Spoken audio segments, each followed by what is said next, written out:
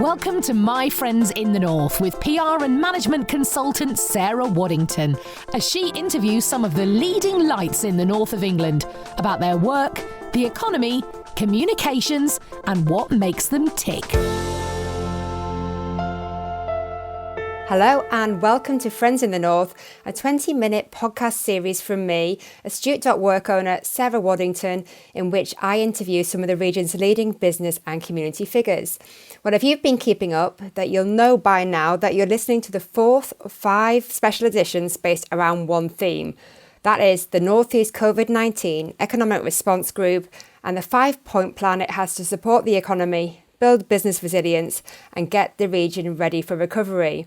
Well, today I'm delighted to welcome onto the show Alan Welby, who is Innovation Director at the North East LEP, which is a client of astute.work. Alan, welcome to the show. Hi there, how are you? Good, thank you. And thanks for coming on at an extremely busy time. Not at all. The North East COVID-19 Economic Response Group is a partnership between the North East LEP, CBI, and North East and North of Tyne combined authorities. What's your role within this? Well, I'm just part of the team, trying to marshal our resources effectively, working with people to look at how we can bring our collective organisations together to make sure we're joined up to support businesses and our partners in the heat of a really challenging time for the nation and the economy. There's things we can do in terms of helping businesses address their challenges right now. There are things we can do in terms of helping frontline delivery and mobilising the incredible power of businesses to support that. And there are things we can do in terms of looking into the future and preparing for an economy which will be substantially different when hopefully things get back to a kind of normal.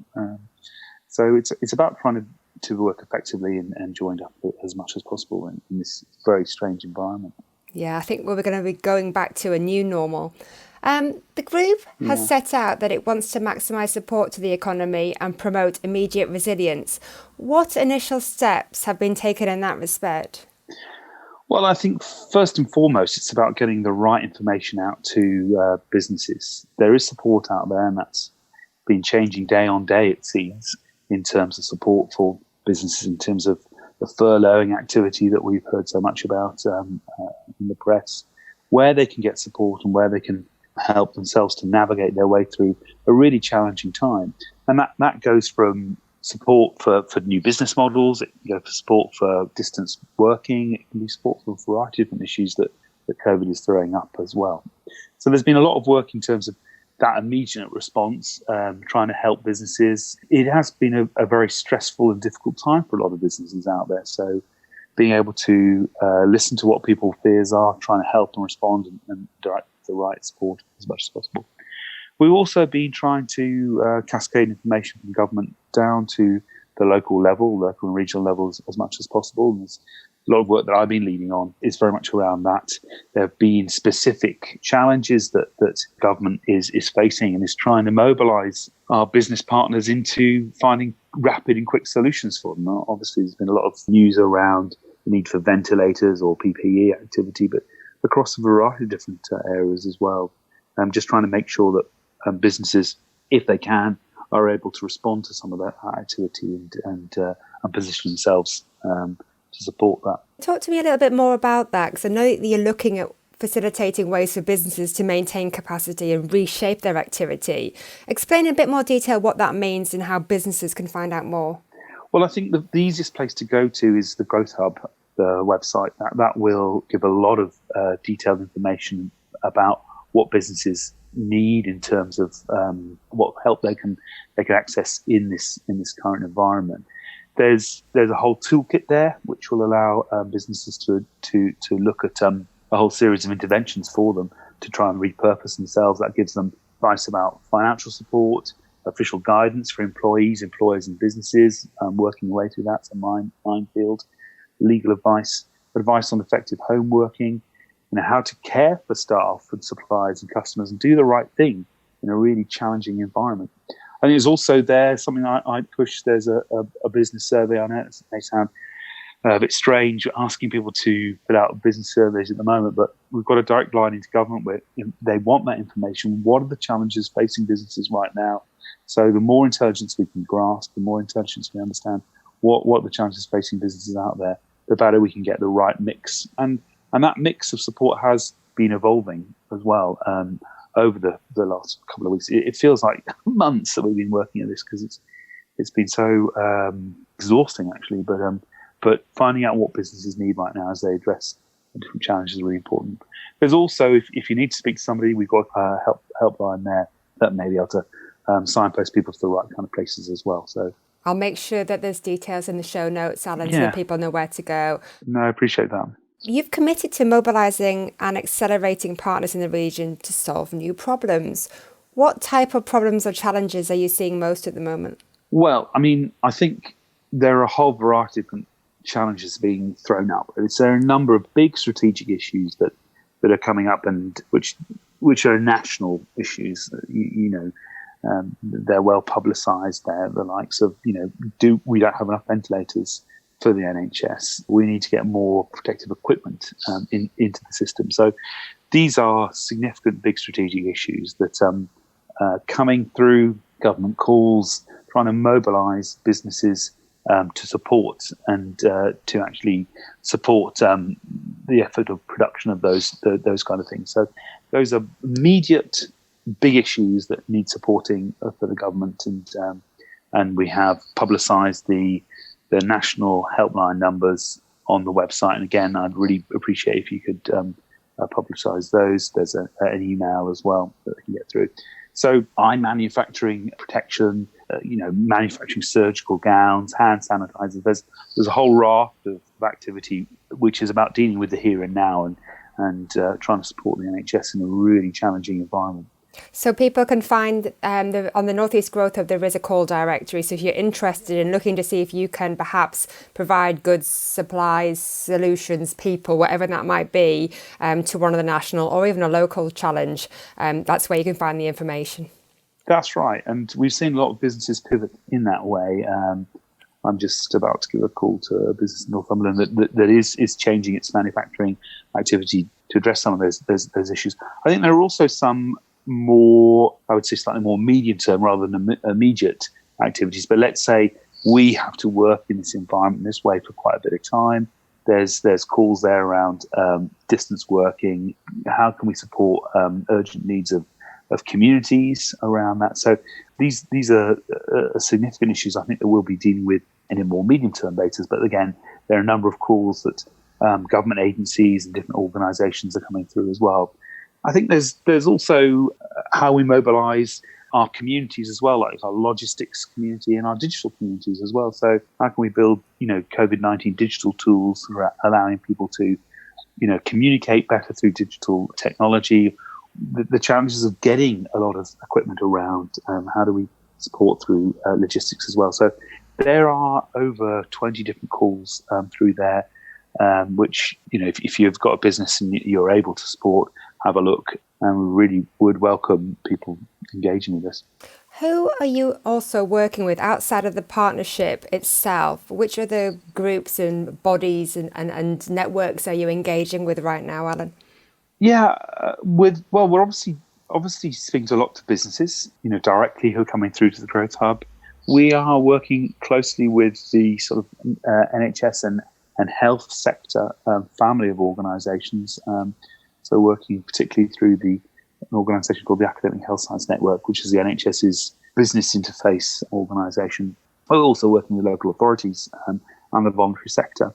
Some of those organisations are right in the maelstrom of dealing with a significant public health challenge or a significant health challenge in the case of the NHS. So their ability to classify or codify what the offers or the asks that they have is sometimes a challenge because they're dealing with issues they have on the here and now. What is the most fundamental, the most key priority? So where we've had a number of offices of support from other businesses, it's sometimes a challenge to actually matchmake, if that makes sense. But we're getting to that and working with them as the need for more local supply chains emerges. I think this will become more and more important work over the course of the next few weeks. What does success look like for you? I mean, I asked this question of Michelle Rainbow too, who talked about the role that she has in terms of leading on people and employment. I guess there'll be certain short-term wins, but actually for you, the measurement is going to be a little bit longer term. Yeah, and I suppose for the area I'm working in, it's just trying to match business capability with dealing with challenges, and we're also looking, I think, to set local challenges as well as challenge activity and harness the innovation community. I think success, first and foremost, is got to be linked to the health of our population, trying to minimise the amount of people that are going to suffer. That's got to be at the forefront. Supporting the frontline delivery of the organisations that are working so hard to keep the NHS going, and the challenges around public health and the local authorities dealing with vulnerable people, communities, is really significant. Beyond that, I think it's about trying to mobilise support where it's needed and getting it to those people as quickly as possible, and not being busy fools, but being targeted and aligned and smart as much as possible. And I'm seeing that people are raising to that challenge. It's really heartening to see. Post this, I mean, what does success look like? Post what kind of economy will we have? We've just got to put in place a resilient economy that uses the challenges that this is facing upon us to be more innovative, be adaptive, because it is forcing us all to work in different ways and be smarter. And that is fundamental to the success of ourselves as a region going forward. Couldn't agree more. On that point, you're Innovation Director at the North East LEP. How does this all fit with the work that you're doing there? Well, on a day-to-day basis, relatively little. But I mean, because what I'm doing at the LEP is trying to look toward a medium-term future and position this region to unlock its capability, its power to be innovative and to be successful in the future, really. So a lot of our work is trying to anticipate what emerging markets are coming over, or how do we help businesses to innovate. And we are in extraordinary times, so it's quite sometimes difficult to look at that, when you're dealing with big systematic challenges on here now. But I think it goes to the heart of what we are as a region.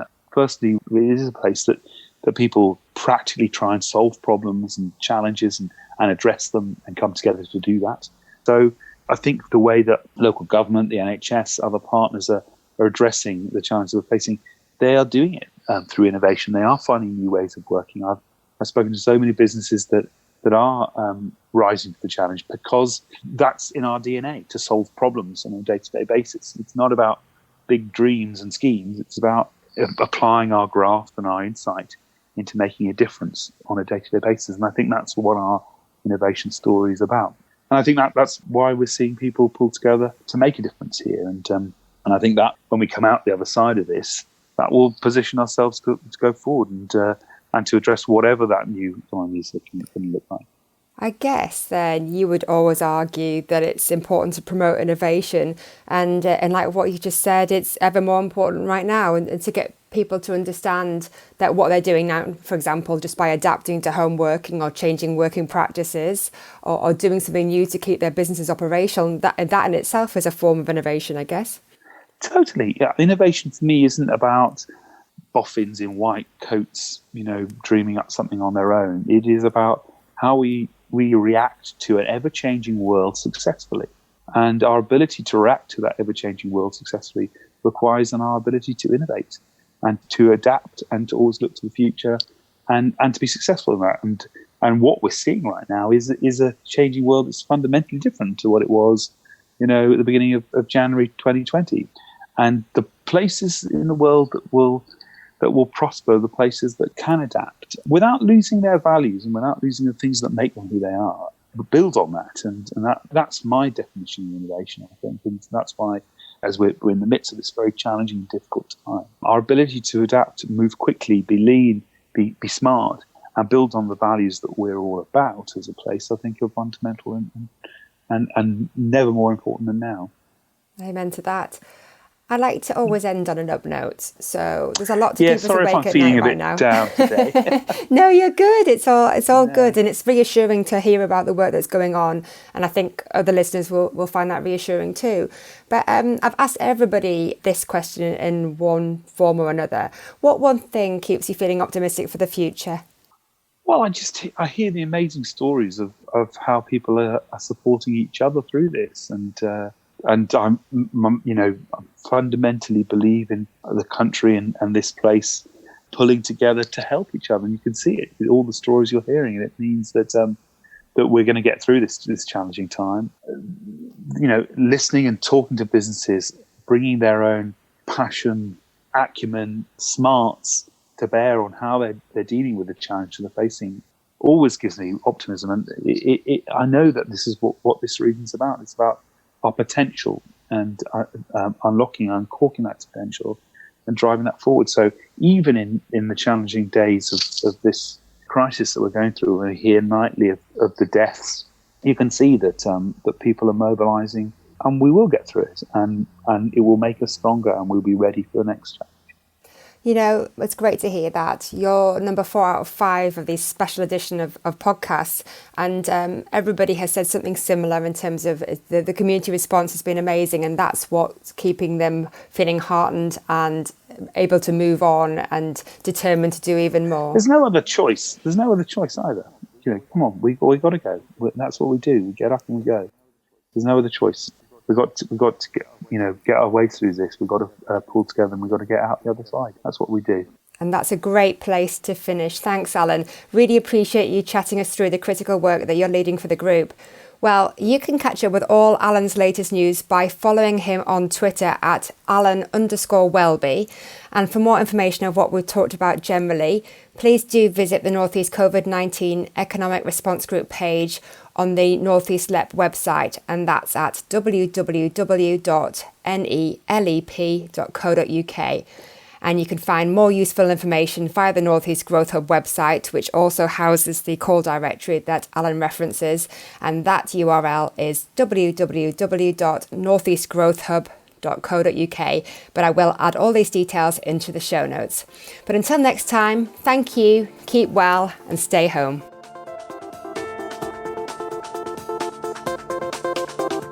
Thank you for listening to My Friends in the North with Sarah Waddington. You can find Sarah on Twitter at Mrs_Once, or get involved with the podcast by emailing sarah@astute.work. See you next time.